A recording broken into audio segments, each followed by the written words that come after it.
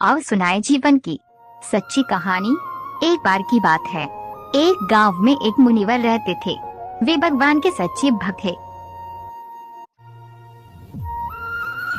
एक बार वे भगवान की तपस्या कर रहे थे। तभी गांव में अचानक से बाढ़ आ जाती है, मगर वे भगवान की तपस्या में ही लगे थे। तब तक वहां गांव के कुछ लोग आ जाते हैं। वे मुनिवर से बोले, हे मुनिवर महाराज, बाढ़ बहुत तेजी के साथ आ रही है, आप अपने ध्यान में आकर हमारे साथ चलिए। और तब मुनिवर ने कहा, आप लोग जाइए, मुझे अपने भगवान पर भरोसा है, वे मुझे बचाने जरूर आएंगे। और तब वे गांव वाले वहां से चले जाते हैं। फिर थोड़ी देर के बाद वहां एक आदमी नाव लेकर आता है और उसने भी कहा, मुनिवर आप हमारे साथ चलिए, वरना आप डूब जाएंगे। और वे मुनिवर उससे भी कहते हैं, आप जाइए, मुझे मेरे भगवान बचाने जरूर आएंगे। और वे नाव लेकर चला जाता है। फिर थोड़ी देर के बाद वहाँ एक हेलीकॉप्टर से एक आदमी आया और कहा, हे मुनिवर आप हमारे साथ चलिए, वरना आप डूब जाएंगे।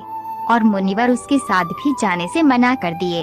और इस तरह भगवान की तपस्या करते करते डूबकर उनकी मौत हो गई।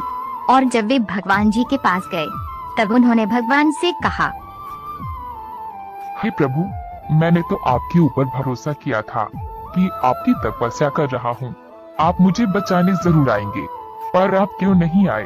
और तब यमराज ने कहा, हे मुनिवर, मैंने तो आपको बचाने के लिए 3 बार आपके पास आया था, लेकिन आपने अपनी बातों पर गौर ही नहीं किया था, पता नहीं आपको ध्यान कहाँ था।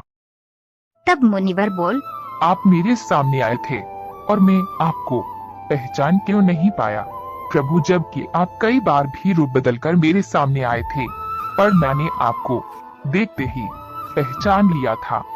हाँ मुनिवर, यह बात आपकी सच है कि आप मुझे देखते ही पहचान जाते थे, पर इस जीवन की सच्चाई यही है, जिसकी आयु समाप्त हो जाती है, उसे किसी न किसी कारण वश अपने शरीर को छोड़कर यहाँ आना ही पड़ता है, और शायद इसीलिए आपने मुझे पहचाना नहीं था। दोस्तों, इस कहानी से हमें ये सीख मिलती है कि कोई भी मनुष्य कितना भी बचाव क्यों न कर ले, जब उसकी आयु पूरी हो जाती है तो उसे अपने शरीर को छोड़कर जाना ही पड़ता है।